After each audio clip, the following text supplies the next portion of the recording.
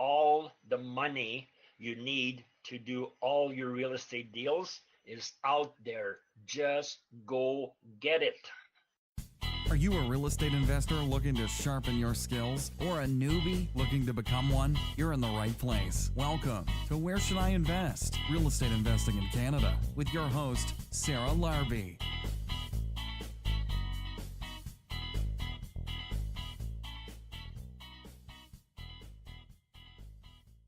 Hey guys, it's Sarah Larbi here, and welcome to another episode of Where Should I Invest? We have a great guest, Daniel St. Jean, today, who's going to be talking about rent-to-owns and how he started and built an empire of over 50 properties currently. Before we get started, I had a few questions from some of you. Thank you for the questions, by the way, guys. Keep them coming. About how I find and screen tenants. And so I wanted to share a few things with you about what I do when I buy my properties and how I make sure that I avoid as much as possible the vacancies and have tenants placed before I actually close on the properties. And so I ended up actually writing an ebook about this that you guys can find on my website. It's the 10 steps to finding, screening, and keeping great tenants. It's free, so just go to sarahlarbi.com and you can download it. A few things from there that I will say that I think is very important is when you close on a property, when you have a property under contract, ask for 4 showings at least. And the reason I ask for 4 showings instead of 2 is because I can use 2 or 3 of those showings to actually bring tenants through and get them to see the property before I actually end up closing on the house. And that's actually helped me a lot in being able to ensure that I have a tenant ready to go before I get possession of the house. So I always still use the last showing to do a final walkthrough the day before. But then there's 3 others. So I can have a group of, or 10 different families come through in one of those 4 showings. And oftentimes I've been very lucky that I've had tenants on the first showing that I've booked get their, obviously get them to sign a lease agreement, get the last month's rent as the deposit to hold the property, and I've been able to eliminate all vacancies that way. Sometimes I also find tenants different ways by posting on Kijiji and connecting with them first, but with this market and it being definitely more and more difficult finding deals, ask for 4 showings and try and have 10 families come through for each showing so that you guys can get the place rented before you close on it. When I post an ad in order to get the tenants to come through, I use Kijiji mostly. In the US, you guys can use Craigslist. And then in the ad, I'll put as much information as I can, but I also ask them for 2 things. 1, to give me a number for me to be able to call them back. And 2, to give me some information about themselves. If they can't do those 2 things, I don't even bother responding to them. If they can, they've clearly read to the bottom of the ad. And there are a lot of ads that you can click and it has a standard message saying, give me some more information about this. I don't even bother responding to those ones. And then I do a complete screening on the phone. So the ones that I have some information about them and their families, and I get some information, or I get at least their phone numbers, I will call them back. And then I have a list of questions that I do ask them, which is in the ebook on the tenant checklist, so you guys can have those. Some of those questions I ask, obviously when they would be moving in, what's your ideal moving in date, who is moving in, how long they want to live in the current property, how long they've lived in their current property now, what their current rent is, and a lot of other questions that you guys can find. So I do the pre-screening on the phone before I actually schedule a showing. And then so there's lots of different tips. I have 10 different tips here, even in terms of the application form and the interview.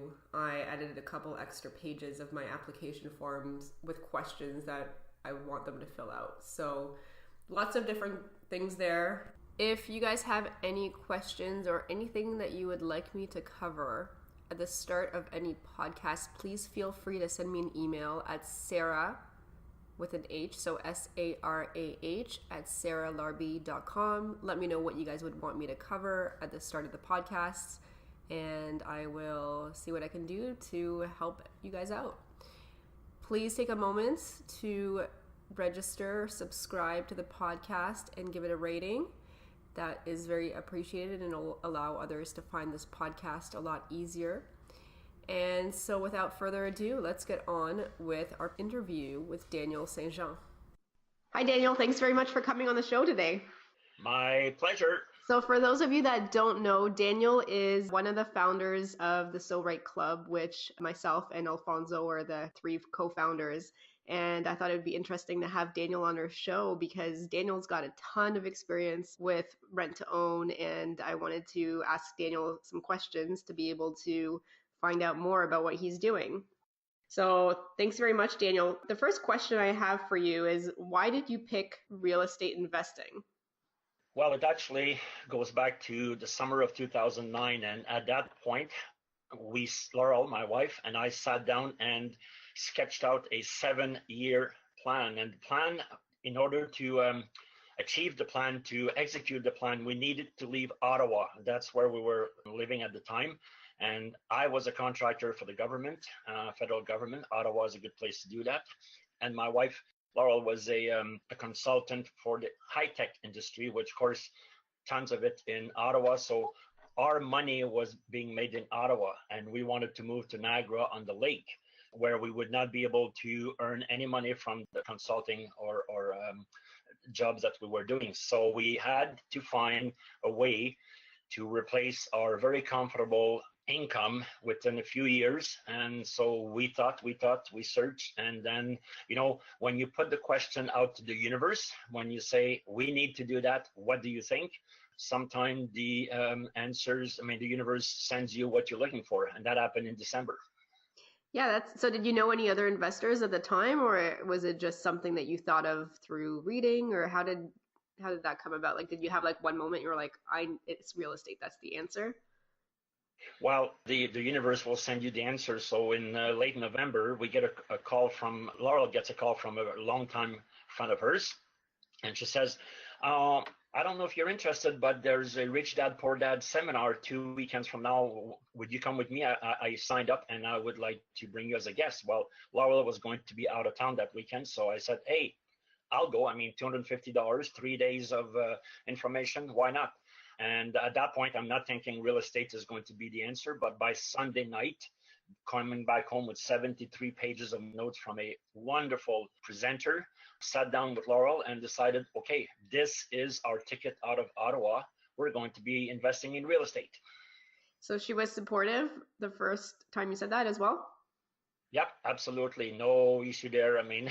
Remember, we had to move to Niagara on the Lake so Laurel could execute, our 7-year plan. And so when I said, from what I learned this weekend, real estate, and in particular rent-owned, can be the solution for us moving away from here, she was on board. Amazing. So tell me about your first property that you guys purchased, or your first deal. Well, December 2009 is when we decided we were going to do that, real estate. And so January was busy with incorporating documents, papers. Our business started on February 1st, 2010. So we're just coming up to 8 years now. And the first thing we did was to join Oreo. We lived in Ottawa, so that was the thing to do. Ottawa Real Estate Investment Organization. It's pretty much the only show in town. So we joined, and when our first deal looked like it was going to happen, which we had to put ads and get tenant buyers, potential tenant buyers. So that was in May. We talked to somebody at Oreo and they said, sure, let's do that. And September was our first deal, 2010. So that was a pretty quick time frame. You didn't spend too much time, I guess, with the analysis paralysis. No, we are experienced business people and we know all about analysis paralysis, and never does anybody any good. No. Now you mentioned tenant buyers, and what do you do to find these tenant buyers? Are you asking me how we find those tenant buyers? Yeah, so you basically do a lot of lease to own, and you mentioned tenant buyers that you found them through an ad or something like that. Yeah. Up to today, and it's still the case, about 75% of our tenant buyers come from our Kijiji ads. We have a commercial account with Kijiji, so we have a lot of ads in a lot of cities, and that's where 75% of our tenant buyers come from.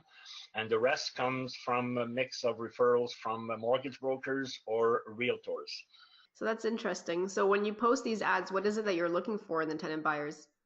The misconception about rent to own is that it's for people with no money. No, that is not the case. What we're looking for are people with good income, good jobs.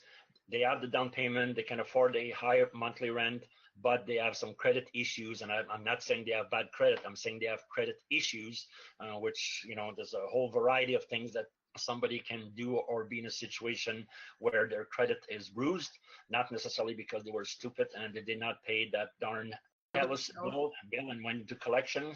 That would be a rare case. It's self-employed or people who make a lot of money but don't declare all their money, or new into the country and they don't have established credit. So we're looking for people who are doing well but they can't get a mortgage because of their credit. So this is ideal, and this is the perfect tenant buyer because they will be able to give the down payment, they will be able to cover the high monthly rent, and they will be able to and then they will work with our credit repair specialist over the next 3 years. Usually it's a 3-year deal, and they'll be, if everything goes well, they'll be able to qualify for mortgage at the end and buy the house as planned.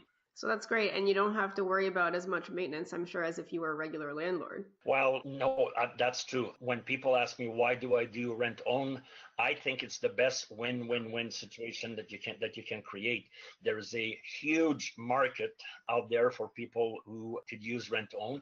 And year after year, as the lending rules get tougher and tougher and more conditions, more and more people fall in the category of, well, they could buy a house if through a rent own. The tenant buyers, as you mentioned, look after the property. That's in the contract, and they're responsible for $2,000 a year repair and maintenance. That's a lot of plugged toilets and broken screen doors and whatever. Some of them do improvements to the house because they know they're going to buy it in 3 years. So if they're smart, they're going to improve the value of it while they are, before they buy it. And so we don't need a property manager. We're setting up this week number 43, and we don't need a property manager for any of them. There's great profit to be had, and the cash flow is absolutely amazing. So rent to own all the way. Yeah, that's amazing. So 43, that's incredible. And you started in 2010. How did you scale up that quickly? Well, remember my little story there at the beginning. This is not a situation where we were sitting there and said, how could we earn an extra $500 a month so we can take a little vacation? We had to replace a very, very comfortable income within 3, 4, 5 years so we could move out of Ottawa. So from day one, we knew we were going to do this in volume, not 2 or 3 or 4. I don't think that I would have expected to do 43 in this shorter period of time, but we did 1 in 2010. We only did 3 in 2011, but now we knew what we were doing. We had a really good team. We had a lot of investors ready to go. So in the summer of 2012, we did 12 in 8 weeks. So shoot me now, that was crazy. But so after that, it was just like, okay, I guess we're doing this in a big way. Yeah, that's amazing. I mean, I guess it gets easier and easier as you do them. Well, yes, and now, seriously, I can have a conversation with potential tenant buyer, 10 minutes on the phone. I already know right off the bat, know the question to ask, know what to look for, and it's yes or no. Then call, send an email to half a dozen investors, and within 15 minutes, I'll have probably a buyer and all the financing and everything I need. So yes, I think the expression is I could do those in my sleep now after you've done so many. That's right. I mean, it is pretty incredible. So you definitely have a different story, being that you started not that long ago and you've got 43 properties and you're still going. I mean, you're buying deals daily, or you're still looking for deals anyways. Yep, definitely. Well, I definitely want to go to. We have a little bit of a project that's coming soon, but before we get with that project, I want to get to number 50. I definitely want to get to number 50 before the summer, so I'm working at it. So do you do only lease to owns, or do you have any regular buy and hold properties, or have you done anything else like flips? Yes. Well, once we knew in the fall of 2013, once we could see that we would be able to move in the summer of 2014, so Laurel could back to school full time in the fall of 2014, which was part of the 7-year plan. Once we saw in the fall of 2013 that we were going to be able to leave Ottawa, we came to Niagara-on-the-Lake to buy a house for ourselves. And while we were in the office, and this is a long story, but I'll make it very short. While we were in the office, we realized, looking at the potential, because these houses were not built, they were part of a development. That was the last 50 houses that they were building in that development. We realized right away that this could be a good investment if we bought a couple more to rent. So we decided to buy 3 more. And then the next day we went back and bought 8 more. So by the time we left on the second day, we had signed to purchase 12 pre-construction houses here in Niagara-on-the-Lake. And one was for us, the other 11 were for rental, buy and hold, executive rental, because they're really nice houses in a really nice neighborhood. I can walk to the golf course here in about 5 minutes. So that's amazing. And I think a lot of listeners are probably wondering how are you doing it? Like, how do you have enough, maybe money or ability to scale so fast? Are you doing many joint ventures? I'm only doing joint ventures. See, when we started in 2010, let's just say that our credit was not, let's just say that we were not able to go to the bank and buy a house. That was back then, because since then we've bought 8 ourselves.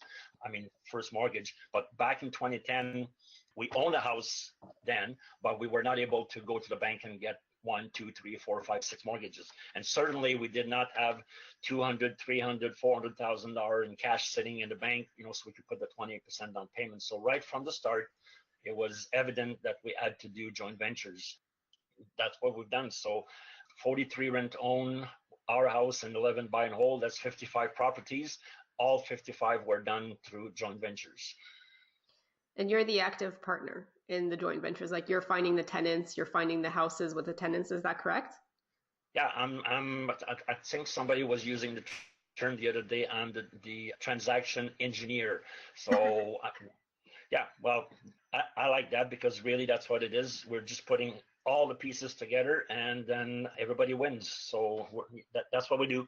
And the legal term, though, from CRA is that we are the beneficial owners of these properties, which means in the way we structure our deals, we're responsible for everything. Our partners, not partner, or joint ventures are all silent partner, hands off and hassle free. Yeah, you're in a good spot for sure. That's awesome. So I have a question about, once the tenant reaches out to you, if they want a specific house, like, do you have them pick whatever house they want that they can afford? Or is there a specific area that you say, well, I want to stay within this area, or are you open to whatever they want? Usually, as part of the initial conversation, is I will ask them, so where are you looking at buying? If they say downtown Toronto, that's the end of the conversation. Or if they say we want to be in that little town there, like 500 people in Northern Ontario, whatever it is. Again, I know my investors will not be interested, so let's not waste any time. But that's rare. Or last week somebody said, I want to buy a small farm. We don't do that. Right. But I would say 98% of the time when I'm talking to somebody, they're looking for a single family home. They usually have kids, they want something in the near schools and transportation, which is fine, because that's what we want. We want a house that if something goes wrong with the rent own, we can rent easily or we can sell easily. So mostly we like Brantford, we like Kitchener, Waterloo, Guelph, Cambridge, Milton, and here, Niagara-on-the-Lake, Niagara Falls, Stony Creek. This is where we like to do a business. We have a fair amount around Ottawa, but that's because we started, a few years back. So for the few years, we were mostly doing the ones in Ottawa. But I think by the end of this year, most of them will be gone. So how much traveling are you doing? You mean for business or for fun? for business? Not much. I go to Ottawa once in a while, but when I go to Ottawa, it's not. Sometimes I'll make 3 or 4 trips in a row without ever visiting any of the Tenant Buyers, because we still have lots of people we know there, have friends there. We love to go to the National Arts Center. So, and then of course there's the Blues Festival in the summer. There's all kinds of things happening in and around Ottawa. So we go for quote unquote business, but sometimes we can go months and months and months and months without visiting any of the Tenant Buyers because we don't need to. And all the other ones that we have in this area, again, maybe I think that sometime at the end of February I'll take a Saturday and go to Cambridge, Kitchener, Waterloo, Guelph, and in that afternoon I'll just go visit people for a little 15-minute hi, how are you doing, any issues, whatever, and that's it. I mean, then it might be summer the next time I go there. Okay, that sounds good. And so you did mention when you were speaking, if something goes wrong, what are the things that can go wrong with the lease-to-owns? Well, so far we've closed quite a few, because right now and including the one that we're going to close next week, we have 33 properties we're looking after. So as you know, from 55 to 33, that means we've closed quite a few.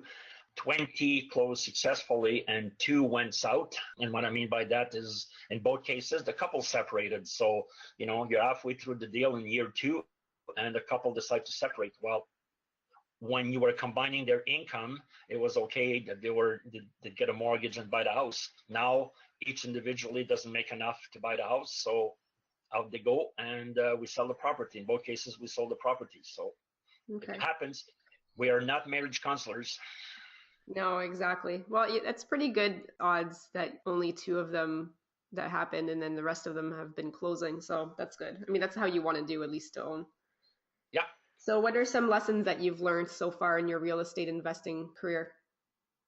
Well, the obvious one for people who know what we've accomplished is that you don't need, and this is a big myth out there, and I don't know the level of the people who are listening to your podcast. I don't know where they are in their investing career, but if there's anybody out there who's still thinking about it because they don't have the money or they don't have the credit to go ahead and do real estate investing, it's a myth. I mean, come on, we started with no credit and no money, and that house we're buying next week, that will take us over the $20 million acquisition in the last 8 years with zero money and no credit. So it's a myth. That's one of the lessons I've learned. You can build a huge portfolio even if you have no money and you have no credit. Yeah, that's a great point. I remember a couple months ago at our So Right meeting, you presented your keys or formula for success. Do you want to briefly review what your formula for success is? Sure, but just before I do that, there's 2 more quick lessons, if you'll allow me, very quick lessons. Yeah, That the second one is you can do anything you can think of if you surround yourself with the right people. So in real estate investing team, your network in real estate is your network. There's no question about that. And not the last lesson, but the third one I want to share is you don't have to do real estate like everybody else is doing it. Everybody in the country does their joint venture agreement a certain way.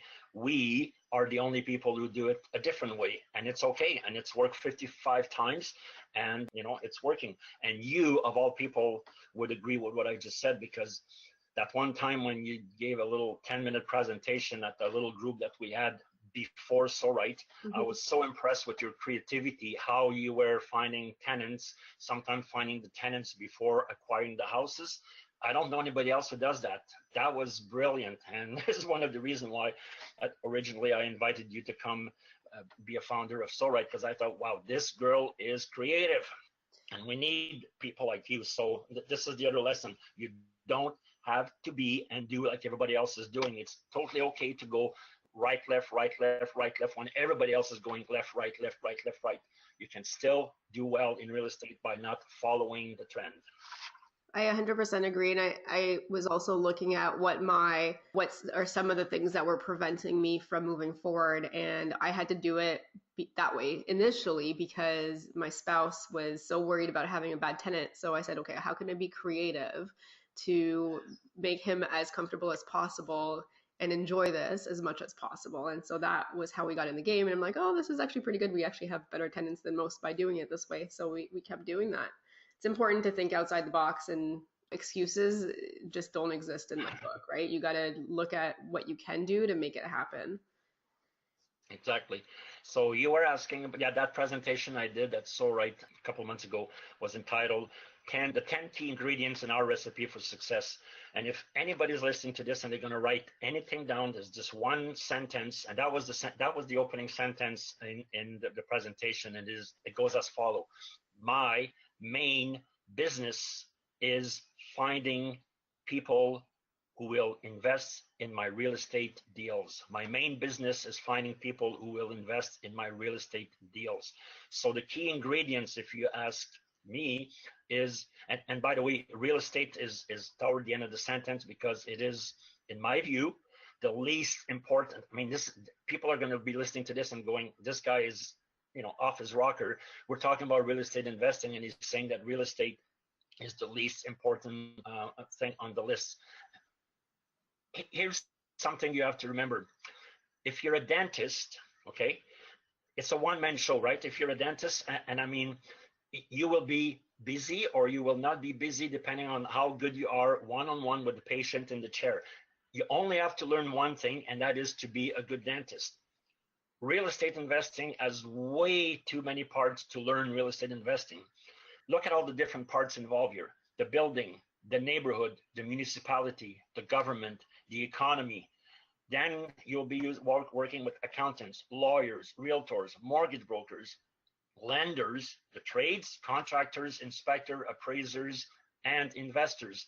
You can't be good at all that. You cannot learn all of that. So what I tell people all the time is, be good at what is really key in real estate investing. And in my view, real estate investing is a people business. Yes, we're buying buildings, and yes, we have to, cash flow is important and returns and all that kind of stuff. But I'll tell you, if you are good at all of these things that I named there, and you cannot find investors, or you can't deal with people, whether they're your tenants, your tenant buyers, your investors, your lawyer, or the realtors, you're not going to go anywhere. This is a people business. You got to be really, really, really, really good at talking with people. You got to build your people skills.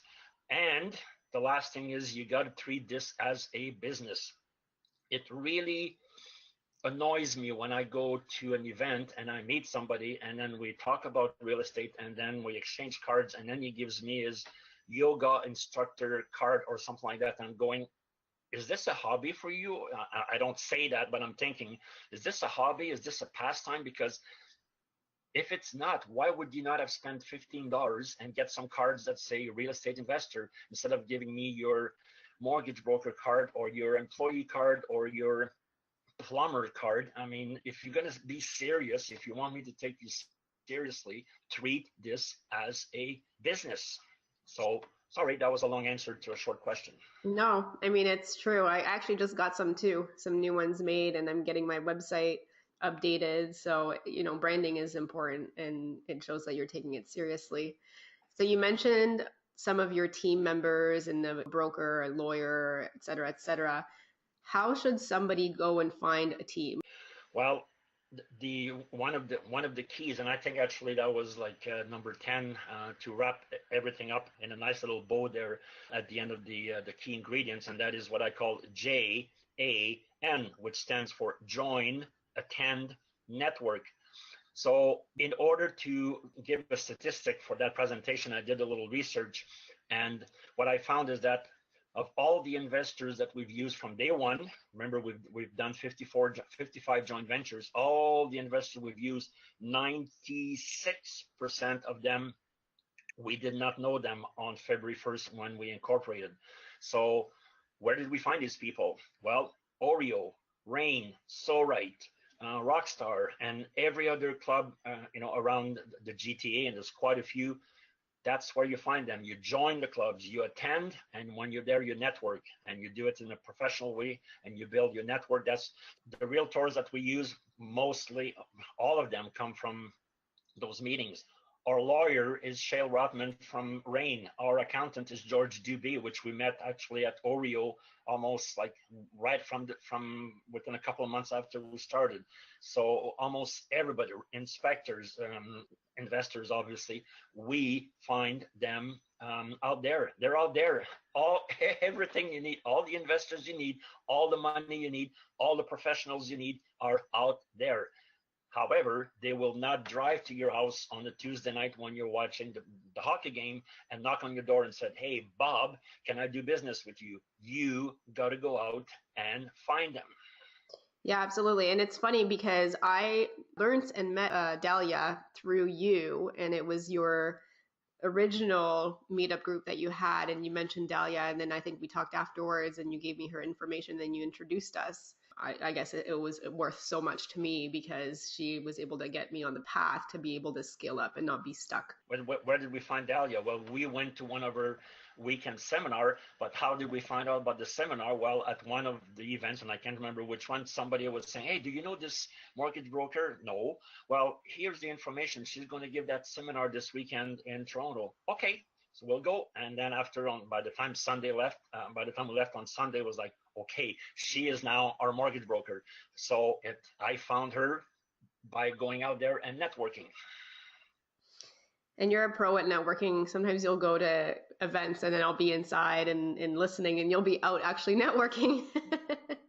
Yes, actually more than, yeah, I would say probably 75% of the time when I go to an event, it's to I'll spend the whole day in the lobby just walking back and forth and talking with people sitting down and yeah, because yes, the information inside is very good. Usually we can find it somewhere else, or it's, in the case of Rain, for example, I'm a member, so it's recorded and I can listen to it anytime on Saturday morning in my pajamas. What I can do Saturday mornings at home in my pajamas is talking to other investors. So when people walk in that room at Rain, for example, and there was a meeting just a few days ago, they look at the room and what they see is 125 people. Laurel and I walk in that room and we called it the $7 million room. It's probably more like 8 now, because that's how much money we found in that room over the years by being a member. So when people say, "Oh yeah, but it's whatever the amount of money that they charge per month, I don't know, and the time, how much do you want to spend?"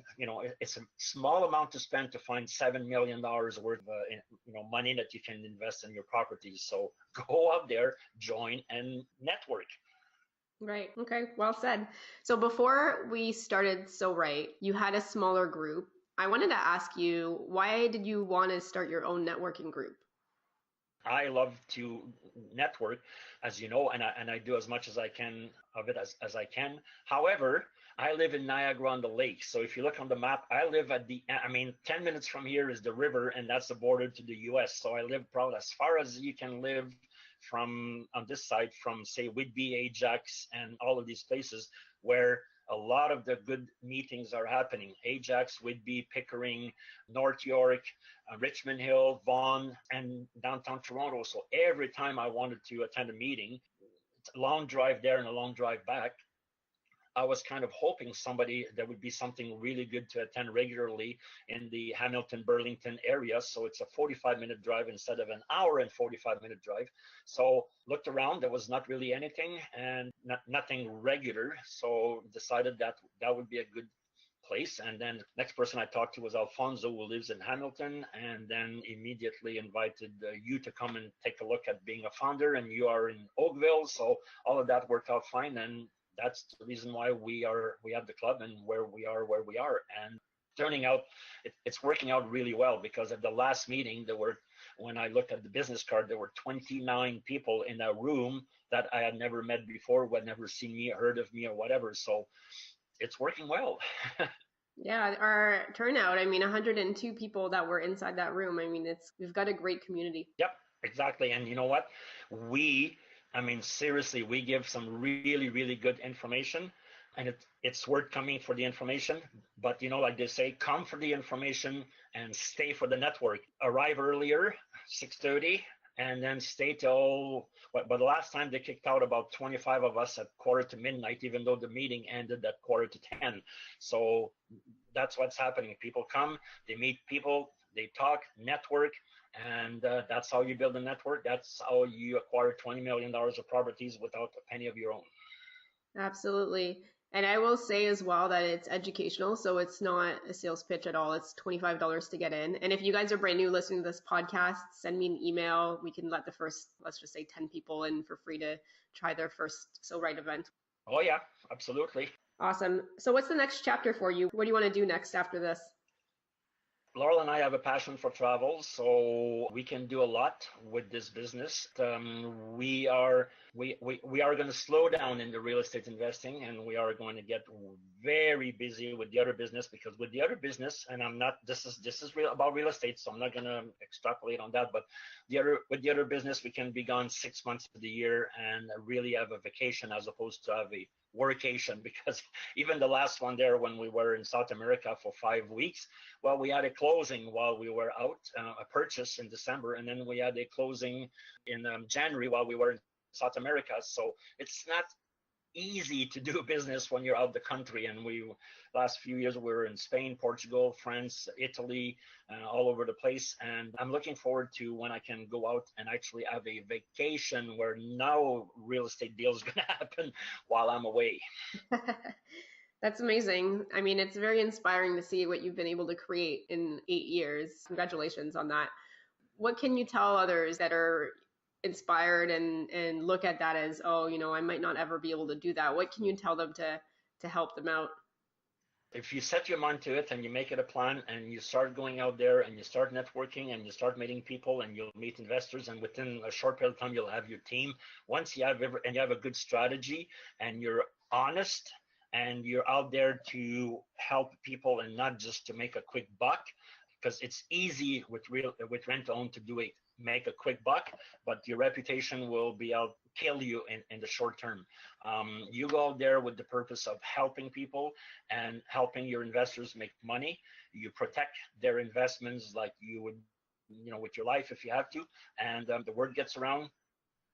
And I tell this story, and I'm not going to tell it now, but I tell the story about one day when something happened with a mistake that a lawyer made, and I had to find $20,000 like by noon, and I sent 13 emails in the morning, and by noon, if I had taken all the money that was offered to me, I would have found $230,000 in an hour and a half.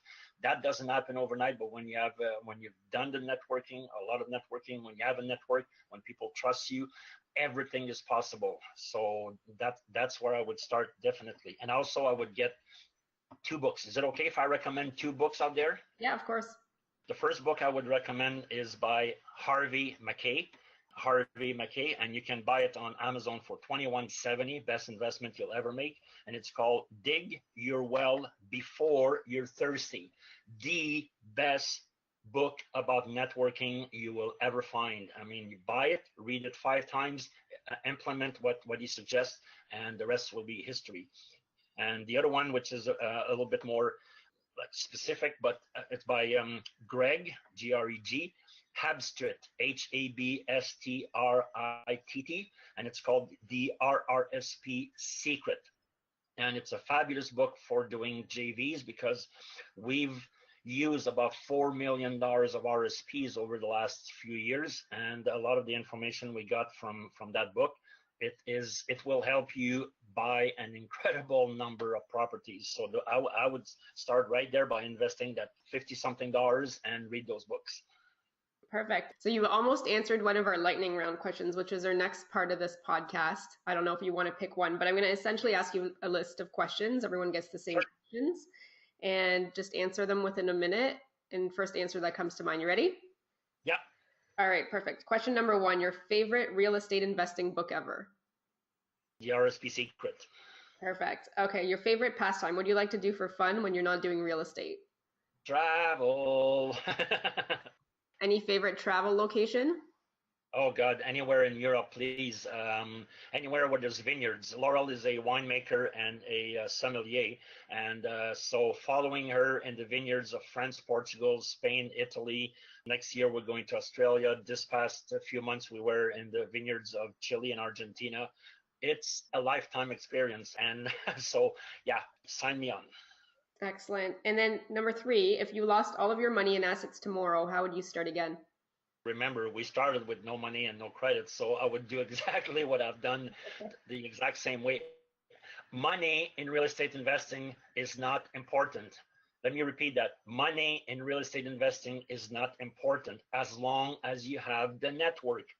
I promise you, people out there, if you build a network and you're short $20,000 and you have a network and people trust you, you pick up the phone and within 2 phone calls, you find $20,000. So money is not important. Okay, good. And then if somebody does have money, if they have, so question number 4, if they have $50,000 and they want to know how to get started, how would you tell them to spend that $50,000? Education, for sure. So join all the groups. Yes, it's going to cost $40 a month for this one and $25 a month for this one and $200 a month for this one. Join all the groups you can find and go out there and network. Find a mentor if you need to and pay them some money to help you accelerate your learning. Memberships. Again, spend money on the education, the membership, the networking, and on having a business that looks professional. So website, business cards, do your documents. If you want to do a JV, you don't go and get one for $20 online or whatever. You get a lawyer to do one for you. I know it's very specific to your situation. Will it cost a little bit of money? Yes, but all of this pays you back tenfold when you're working with people and you're showing them what you've done and so on and so forth. Not so much anymore, but there used to be a time where people would print their own business cards at home, the ones where you tear, and then they hand it to you and you can feel with your finger, that these were ripped from a larger page. Yeah. And they're talking about all these things that they want to do. And you're going, okay, so you want to do this and you want to do that. You want some of my money, but you can't invest $15 to buy real business cards. Okay, we'll talk. And then, of course, that never happens. So be professional, act professional, look professional, and that will cost a bit of money. Yes, but that's where, if you had $50,000 to start in real estate, that is where I would start. Okay, excellent. So that's it for our lightning round questions. Thanks, Daniel. Final questions. Where can listeners find you if they want to reach out to you? Well, we have a website, and even though the name of the company is very long, the website URL is very short. SASREG. www.s as in Sam, A, S as in Sam, REIG. It stands for Safe and Sound Real Estate Investment Group. And if they go on the website there, they'll find everything they want and everything, all the information on how to find me. Okay, perfect. And last question, any last words of advice or anything else that you'd like to let the listeners know about? Yep. And that's usually how I end my presentation on networking. And here it is. All the money you need to do all your real estate deals is out there. Just go get it. Excellent. Well, on that note, thanks very much, Daniel. We hope that you've enjoyed the episode for today and see you guys in a couple weeks. Take care. Thanks so much for listening to Where Should I Invest with your host, Sarah Larbi. Make sure to listen in next time. We'll catch you on the next episode of Where Should I Invest?